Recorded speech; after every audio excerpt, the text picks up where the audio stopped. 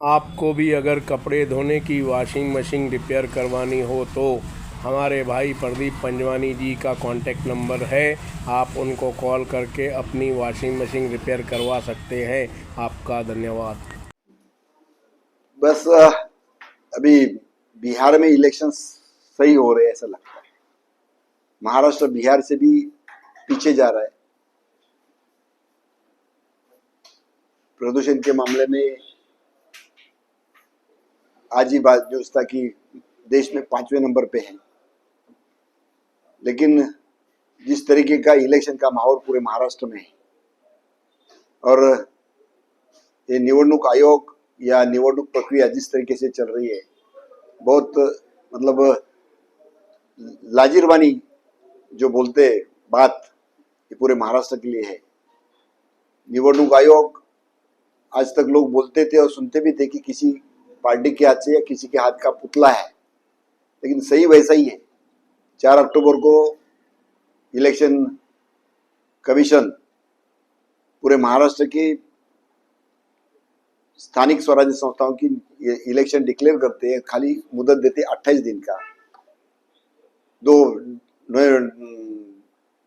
दिसंबर को 4 नवंबर को डिक्लेयर करते हैं और 2 दिसंबर को इलेक्शन अनाउंस करते हैं। 28 दिन का प्रोग्राम देते हैं। उसमें अगर फिर ये धांधली होती है और उसका आरोप या उसका ये कोर्ट के ऊपर डालते कि कोर्ट ने विहित मुदत में निकाल नहीं दिया 23 तारीख के पहले, इसके लिए चिन्ह वाटप नहीं हुआ और इसकी वजह से इलेक्शन है और 20 दिन आगे ढकेल दिया। इसी दरमियान मतलब ये 2 तारीख को इलेक्शन होना है और 30 तारीख को इलेक्शन कमिश्नर या इलेक्शन कमिश्नर एक आदेश निकालती है कि यह इलेक्शन 20 तारीख को होगा। तो आज तक जो लोगों ने खर्चा किया, उम्मीदवारों ने खर्चा किया, सब पूरी तैयारी में थे, उनका क्या? जो प्रशासकीय यंत्रणा इतनी हड़बड़ा गई क्योंकि इलेक्शन डिक्लेयर करने के बाद भी वोटर लिस्ट तैयार नहीं थी। जो वोटर लिस्ट तैयार की है उसमें धांधली, 4-4 हजार वोट यहाँ के वहां के वहां। प्रशासकीय यंत्रणा मतलब तभी इलेक्शन डिक्लेयर हो गया, लेकिन उधर प्रिसाइडिंग ऑफिसर डिक्लेयर नहीं था, अनाउंस नहीं किया था। इस तरीके का माहौल कभी भी देश में नहीं था, आज वो महाराष्ट्र में। मुझे लगता है कि जो सरकार है खाली मतलब जो हमारे डेमोक्रेसी का जो आधार है इलेक्शंस, वही नहीं ले पा रही है। ये सरकार कुछ काम की नहीं। ये सरकार लोगों को कुछ नहीं दे सकती, चाहे वो केंद्र सरकार हो, महाराष्ट्र सरकार हो। यहाँ के जो आईएएस दर्जा के ऑफिसर्स है, उनको इलेक्शन उनकी बाउंड्री में लोग किधर रहते वो स्टाफ से करवा नहीं रहे।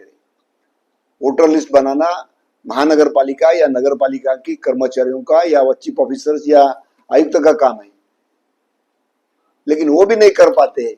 ऐसे ऑफिसर्स इधर आके बिठाए। हर एक वार्ड में जो प्रभाग पैनल है, पैनल सिस्टम है 4-4 के, उसमें 3,000-4,000 यहाँ के वहां के वहां। एक तो इनको जानकारी नहीं है या काम बराबर नहीं करने का या जानबूझ के किया है। तो ये दोनों बातें इस लोकशाही में खतरनाक है और ऐसे सरकार, मुझे लगता है कि आज हम लोग अराजकता की तरफ जाए। जिस तरीके से बांग्लादेश में माहौल था, नेपाल में हुआ था, श्रीलंका में हुआ था, उस तरीके का माहौल यहाँ नहीं होना चाहिए। इसके लिए जनता सतर्क रहे और सत्ता के संघर्ष में ये सत्ताधारी ही लड़ रहे हैं और उसका खामियाजा इस पूरे प्रशासकीय यंत्रणा के माध्यम से लोगों तक सुविधा पहुंचाने का काम उसमें हो रहा है और लोग भटक रहे हैं। इसमें गुनहगारी बढ़ रही है, भूखमरी बढ़ रही है। मैं जनता को इस तरीके का माहौल बनाने वाले प्रशासकीय यंत्रणा या शासकीय यंत्रणा, आप सतर्क रहो, यही मैं आह्वान करता हूं।